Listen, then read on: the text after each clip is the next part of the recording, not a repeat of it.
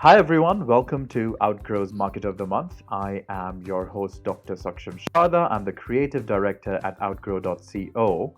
And for this month, we're going to interview Blair Nichols, who is the director of stages at Advance Your Reach, as well as the co host of Inside the Green Room. Thanks for joining us, Blair. Thank you for having me.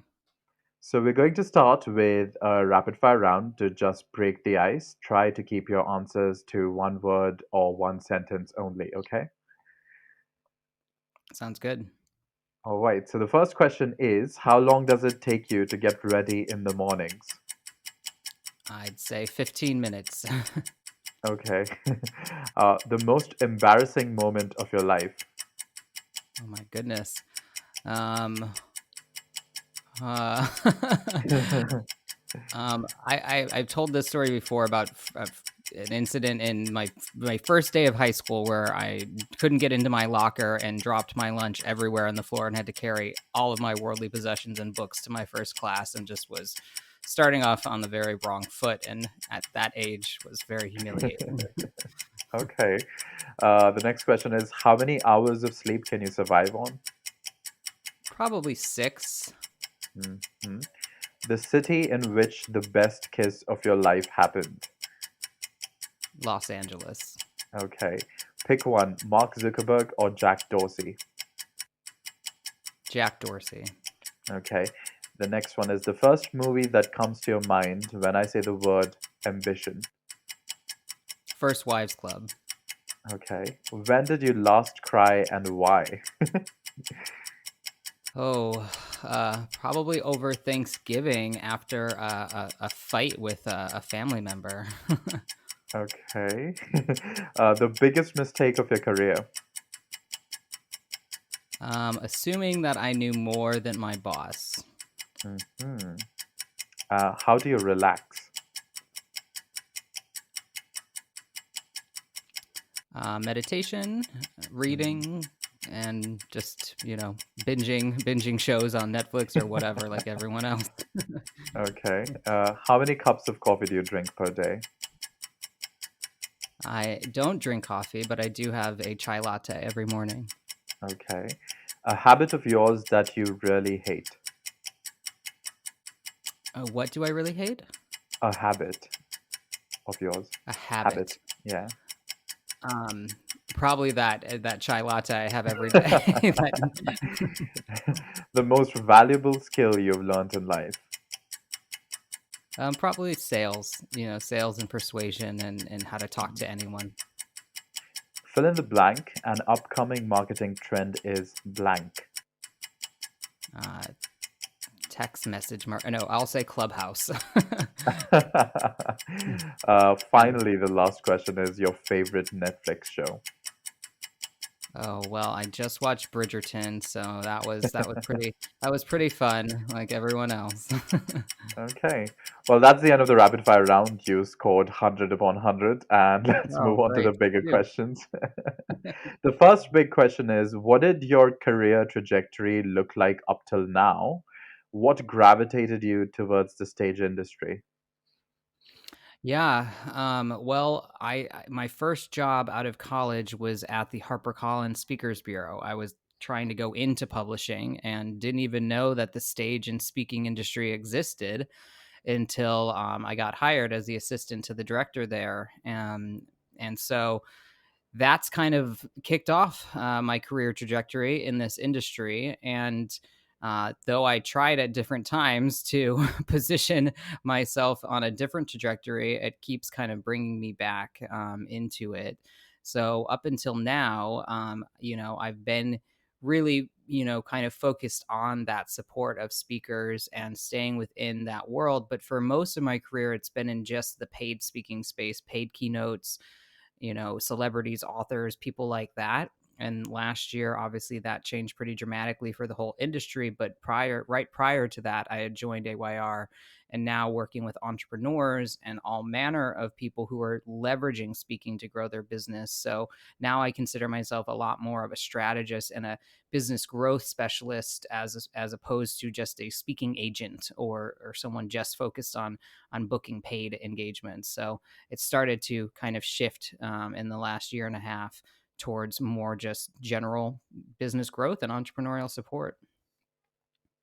That's interesting. And how do you think it's specifically like how has it affected coronavirus? How has it affected this entire industry? Like one particular thing that you would say has really been changed? Sure. Well, I think prior to coronavirus, virtual engagements were not really a viable business option. They were kind of a last resort. If they really couldn't get the speaker they wanted, maybe they would allow for them to video in. But like when you see an award show or something where people can't be there in person and they've pre-recorded something, it kind of had that same feeling, like a very disjointed, not connected. People didn't really want that. They wanted people live and in person. And now I think we've all witnessed the power of even doing something virtually and delivering presentations and doing a lot of things remotely. And I think in the future that will continue to be always an option now. So events will always probably be a hybrid of in person and virtual, and speakers will always have the option to present in those different platforms. And how long do you think it's gonna take the market to recover to having, full in-person events? Are we looking at 2022 now? Like, what is the year we expect the norm to Yeah, come back in the industry?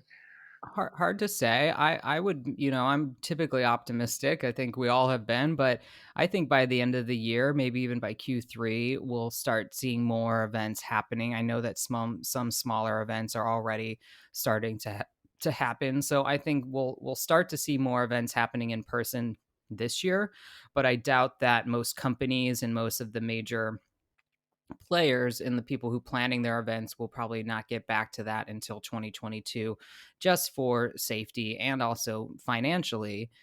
These events can be quite costly, and I think a lot of people are being conservative until they know that things are really on the up on the upswing before they're going to start committing to lots more events like that. So I feel like next year, if everything goes well this year and we get to a good rate of vaccinations and everything else, then people will want to start planning for big events again next year, and it'll be our big reunion tour with everyone.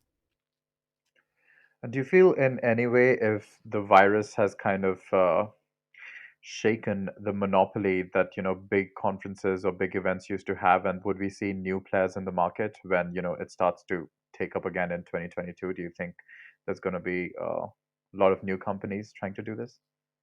Absolutely. That's a great question. So many people that we've seen in 2020 that started a virtual event had done so with, little to no money. So before, it takes so much money to rent a ballroom in Vegas or, a hotel and all these other costs that go into planning a big event. Just to get started, that it really kind of there was a high bar for entry. And planning a virtual event, there can be certainly costs involved, but they're much lower. And depending on how you do it, you could still attract a really big audience. So I think there's going to be a lot of new players who have been able to amass a big audience online that they wouldn't have been able to do in person prior, that will be major considerations, because speakers will want to just reach their audience wherever they can, whether it's 10,000 people on a virtual event or 1,000 people in person. The benefits to the speakers are numerous, to not have to travel, to not have to be there in person. So there's going to be a lot more competition for their time and for their talent, because of those new opportunities. Mm. And how exactly did you come to be a part of Advance Your Reach, by the way? Yeah, so I was at a speakers bureau after I finished business school in 2017, and I went back into the agency world to help them grow their exclusive talent. And I really wanted to work with, talent one on one, and be able to do more than just be in kind of a sales function. And I did that for a couple years, and decided that it wasn't really the best fit for me, and I was kind of going out on my own to start managing speakers, consulting, coaching them. And 10 days later, I started getting recruited by Advance Your Reach, from our CEO, Pete Vargas, because he had this idea that he wanted to create a new agency that would serve our students and clients who'd gone through the workshops and the courses that we offer. But a lot of them over the years had said, can't you just help us get on stages? And so he would always refer them to executive assistant firms or, virtual assistants, and teaching them how they can just teach a team how to do the process of reaching out and researching stages and all of that. But they really wanted a service that could just do it for them, so he acquired an agency that was already doing that. And when he described it to me, I just knew that this was such a big need in the market, because at the speakers bureau where I was at as the talent manager, I was getting dozens of emails every week. We are getting LinkedIn messages. We're getting all sorts of people who wanted to be on the website, who wanted to be quote unquote represented by us. And most of them were ignored. Most of them, there wasn't enough time in the day to even get back to. And if they were added to the website, it was really a function of marketing for the bureau. Speakers were kind of a commodity. If you were on their website, it was because they would hope that if someone was looking for you, they would Google your name and they would find you on that speakers bureau site, as opposed to finding you on your individual site. But most of the time, speakers wouldn't even get their attention unless you were already a big name, unless you were already demanding a pretty significant speaking fee. You're not really going to get much attention from them, and you're certainly not going to get them to want to take you on as an exclusive client, because they put a little bit more effort in marketing behind those folks, because they are already generating demand and have kind of a proven track record. So I knew that there was a lot of speakers out there in the marketplace that wanted help, that wanted someone that can help get them on stages. And, so the idea of the agency was really exciting to me, because I just knew that it was a need in the market, and didn't know that 4 months later we'd be in a global pandemic and we'd have to shift to all virtual events. But, we launched in January, and we've been kind of growing steadily ever since, because we've been able to pivot and provide our clients with opportunities to get their message out there online through podcasts, through other digital stages and opportunities, and begin to help them lay the groundwork for when stages will come back in person in the future. And do you think someone can digitally bring the impact that a physical stage offers? What are some of the tips and tricks you can give to make that happen? Sure. Yeah, and I think a lot of that was a big concern at the beginning, and why, maybe having a speaker come in remotely wasn't as desirable before COVID. But I think a lot of speakers have really adapted really powerfully. If they've got the right technology and they can really, learn how to be really face to camera instead of, the usual kind of pacing the stage, or however their stage presence is, they can definitely be, very interactive. And what's great about digital interactions is, when you're on stage, it's hard to call out people by name. You might do some facilitation, you might get, some people raising their hands and getting to contribute, but most of the time it's a 45-minute keynote, and there's minimal interaction with the audience. With digital, a lot of times, the chat is going alongside of you, and you can see people's faces and their names. You can really engage them a lot more. So I think that makes for a much better experience at times, because people can actually participate. And because, a lot of times what the speakers are looking for, or the conference or the event is looking for, is for them to take action or do something. And when they're already sitting at their computers, they can take action and go to a different link and find out more information, or they can download something that the speaker might be giving away. So there's a lot of benefits that people really get in a little bit deeper with the presentation, and have a little bit more engagement that they wouldn't otherwise have if they're just sitting in the back of a big ballroom. Everyone That's gets a so, front row seat. yeah, that's certainly true. And I feel it is also exposed at some point the fact that maybe we were just going to conferences to network and not really to listen to, like, 400 different panels for which you have to like walk up and down to like 400 different places.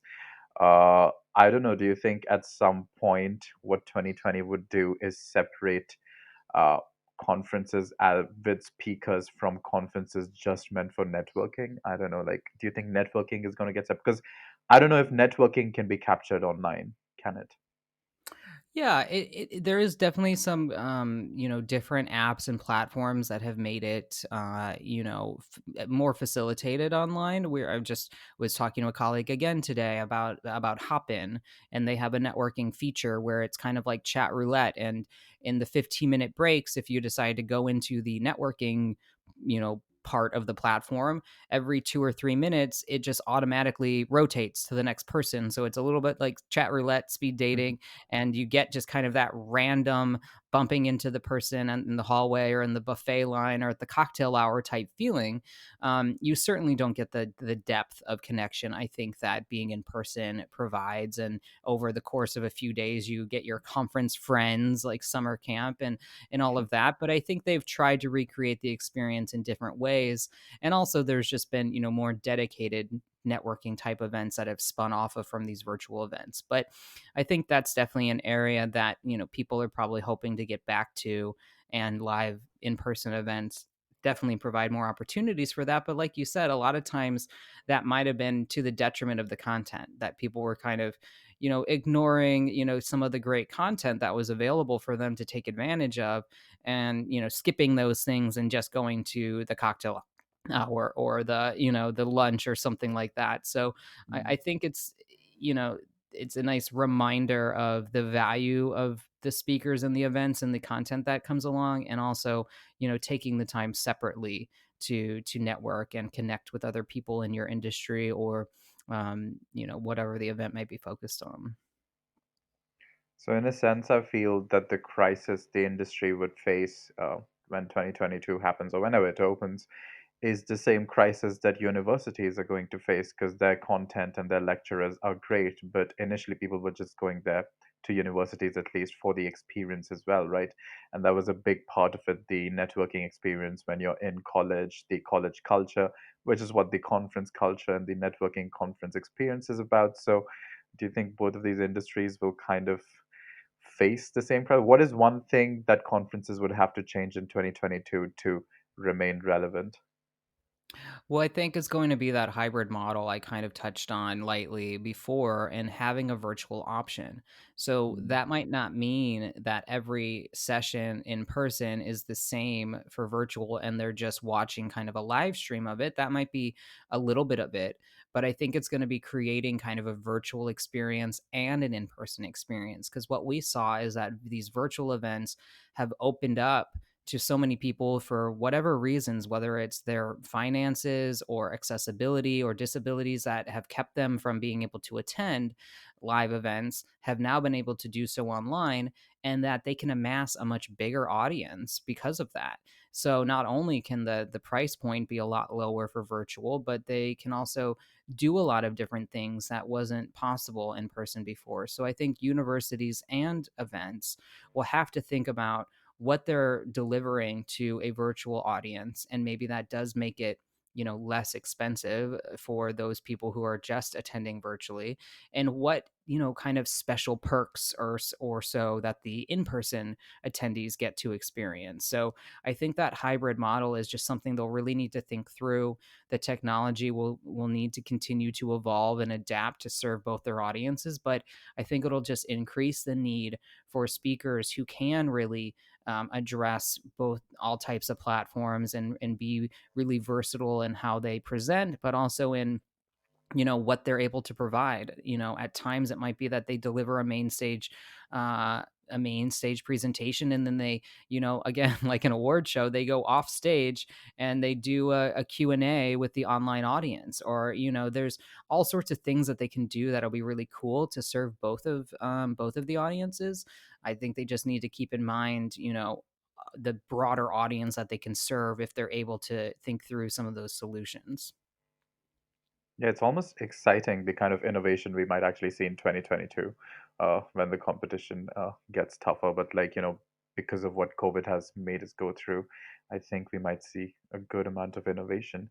Uh, what is Absolutely. this is changing from the main topic. What does a typical day working in a stage agency look like? Yeah, so it can range from recording a podcast, either my own or participating on someone else's, to talking to new clients about the agency, and diving into, okay, so who is the audience you serve, and what and how do you want to grow your business through speaking, and just helping to paint a picture for them on what stages we could potentially help them get on so that they can achieve those goals. Talking to current clients who might be struggling with their strategy, and figuring out how they can better convert the customers from the stages that they're speaking on, or how they can better improve their message. Any number of problems that in the whole life cycle of from booking the stage through post stage, and helping them think through all the different strategies that they need to have in place, working with my team on just improving different strategies for outreach for our clients, and all of the ins and outs of running a business, figuring out how we're positioning ourselves in the market, and how we're working with their other departments at Adventure Reach to maximize efforts and collaborate together on always improving our products, and figuring out new ways to reach new customers. So kind of like running a business, but our business just happens to be an agency that serves people and helping them grow their business through speaking opportunities. And we refer to them as stages because there's so many different Mhm. types of stages out there, and we think it's the fastest way to grow your business. So always just really zeroed in on those problems, and figuring out how they can make this model work for their business. And I'm totally sold on the idea, and I think I'm going to contact you after this for Happy to chat, happy to putting chat. me on a stage somewhere. Okay, the last question, which we're going to pivot from the whole thing once again, is what are some of the learnings from co-hosting inside the Green Room podcast? Yeah. So on the podcast, our focus is on serving both meeting planners and event organizers, as well as entrepreneurs who are using speaking to grow their business. So the people I interview kind of fall into those two camps. They're people who have been running virtual events in 2020 and learning about all these different tools and platforms and technology and ways of engagement that we've brought on to give our audience kind of the best and brightest innovative ideas that they can implement for their events, but also bringing on a lot of really amazing entrepreneurs who've seen the power of speaking and stages to grow their business, and what they've done in particular, and how that's translated to their particular business. So I think we've just learned really about all the creative ways that people have pivoted, and how the ways that people who had things in place prior to COVID that they didn't even realize would serve them so well have just allowed for even greater growth at this time, because they were already nurturing an online community, because they were already positioned to transfer their events to online, or something like that. So I what we learned really runs the gamut, but we also like to talk to people really about what they what they do with their clients. So some of them are in the marketing or the business development, and they're just extracting their expertise and how they help people think about growth, and in the various parts to make their businesses better. And I think that's always applied really well to any type of business, and especially even to meeting planners who are entrepreneurs, and how they can think about how they're better serving their audience, helping solve problems for them, that they might not even realize that they have, and how they can better position themselves to attract bigger audiences. So all over the place. Mm, okay. The last bonus question, which I always forget, but it's always a nice reminder, is would you be doing if not this? That's a great question. Well, I was a lit major in undergrad. I did, as I mentioned, I went on to get my MBA because I figured if it's the MFA or the MBA, I can always write, but I don't know that which investment would serve me better. So I'd probably be writing.